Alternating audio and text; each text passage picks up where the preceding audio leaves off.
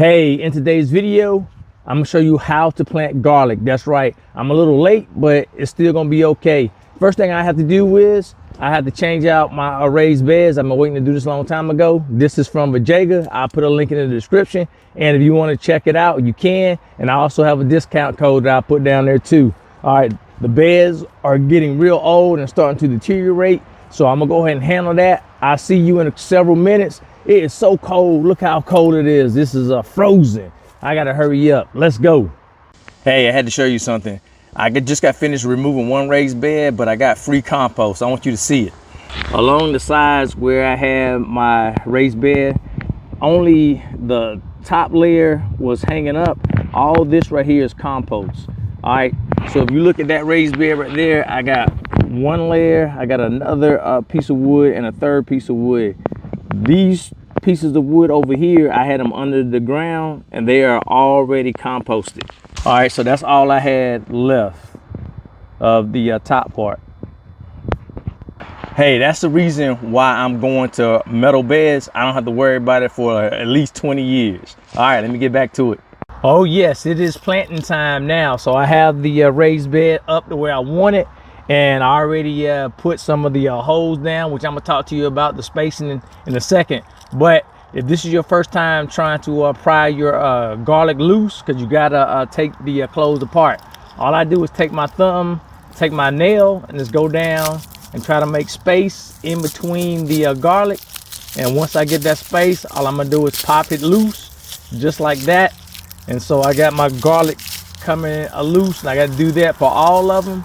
And so if the paper is coming off of all of it, don't worry about it. You still can plant it and it'll come out just fine. You just want to make sure you get your garlic pieces separated.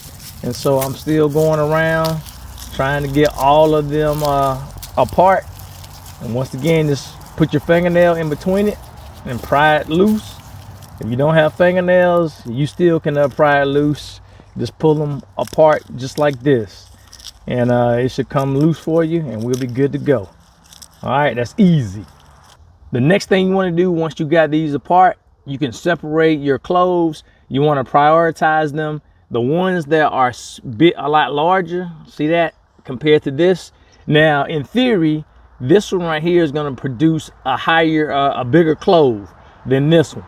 All right, so if you just want the bigger pieces, if you have a lot of cloves, you can take these inside and go ahead and start using them, or you can plant them as well. But I'm gonna look for the bigger ones, separate them out, and then I'm going to go ahead and start planting them in the hole.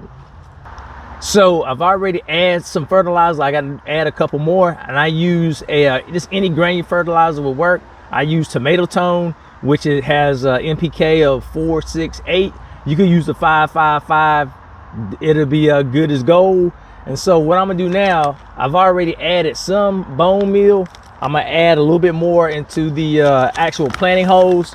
So all I'm gonna do is sprinkle a little in each hole. I've already done some.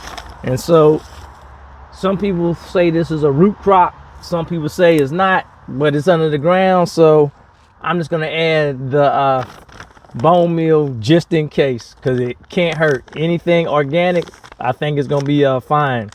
Now I'm also gonna try something new that I haven't done before. I've used this actual fertilizer a long time ago. This is a rabbit fertilizer.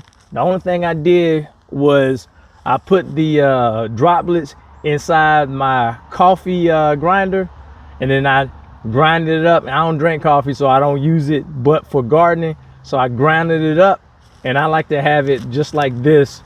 So I think it breaks down a lot easier instead of having the pebblets down in there. Now, one other thing I am going to do, I'm going to try in my other raised bed just to see. I'm gonna do a test. I'm gonna use these little pellets in the hole, and I'm gonna see if which garden bed is gonna produce the bigger actual garlic. All right, and this is tomato and veg.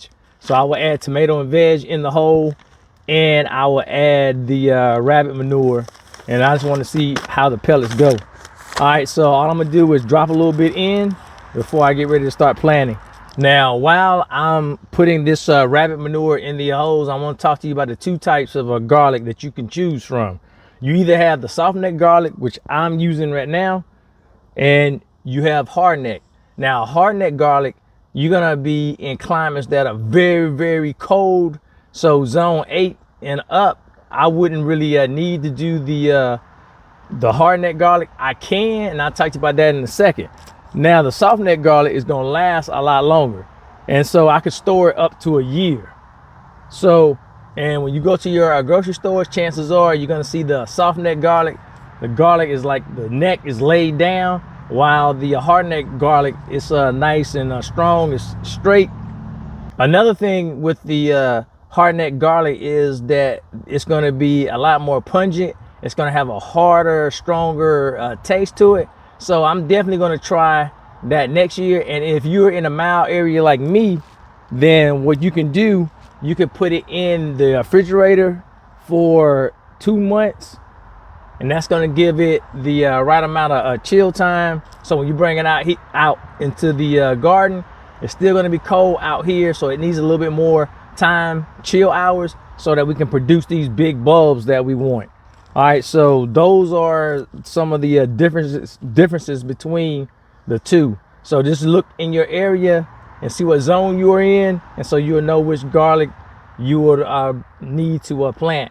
And if you want to try to plant the hard neck garlic, you just do what I said. If you're in a mild climate like mine, I'm gonna try that next year and see what happens. Hey, I almost forgot that with the hard neck garlic, when you are growing them, there's gonna have a scape that's gonna come on the plant. You can take the scape off and you can use it in your food. You can cook with it, and I heard it tastes amazing. I never had it before, but that's the other reason why I want to try to get some hard neck garlic next season. And with the hard neck garlic, I don't know if I said this or not, but the stem is going to go all the way down through the garlic clove, and that means you're going to have less cloves, but the cloves are going to pretty much be a lot larger. And so I get more cloves with the soft neck garlic because there's not a stem going straight through it. All right, just wanted to share that with you. All right, so let's get to planting. Now, when you get ready to plant these, you want to make sure that you plant them just right, because the garlic is not going to flip itself over. So you want to make sure that the pointy end is showing straight up. You want that to go straight up, and the part that when you broke it apart, where the roots came out of, you want to push that down. And so what I'm doing, I'm putting mine 3 inches down. I already got the hole right here, so pushing it 3 inches down. I'm gonna keep it moving. These are gonna be planted 6 inches apart, and I was just thinking about it. I said, hey, I've got the circle raised bed, because normally when you put them in your raised bed, or you put them in the ground, a lot of people do go into rows. So the rows, they suggest you having it a foot apart. So I was like, I can't put a foot apart in this raised bed because it's a circle. I won't have nothing but two or three rows, so that wasn't gonna work for me. So I looked it up on Google. That's where I always go if I need something answered. And so, not the only place, but that's the only place I could go this time. And so it says just put them 6 inches apart. It says 4 to 6. So what I'm doing now, just finishing up with my mulch, and it's a good idea to mulch this area, and it's gonna keep them nice and safe. And so it's also gonna help with temperatures, and it's gonna also help with keeping it moist, because you don't want the soil to dry out. And when I spread this out, all I'm gonna do is, if I want to check the moisture, I'll just pull it back, take my finger, put it down. If it's real dry, then I'm gonna add some water. But you don't want to have it too dry, and you don't want to have it too wet, because if it's too wet, chances are they're gonna rot in the ground and in the raised bed, and then my plants, my crop is not gonna be what I want it to be. So just keep an eye on it. But I like planting garlic because after I do this, I don't really have to worry about it, other than come out and check every now and again. But in my area, this should be fairly fine. So I never have any big issues with it. So you see how easy it is to plant garlic.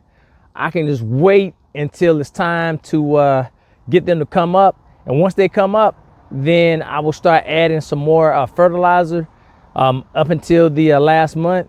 And I should be able to harvest these in the summertime. Plant it now in the fall/winter. It just turned winter for us. I'm a little bit late. I should have planted this last month, but we're gonna see what it does. Now, hopefully this is the last time I'm gonna have to buy any garlic, because when these things come up, then I'm gonna save some cloves just like these, and then I'll be doing the same thing this time next year.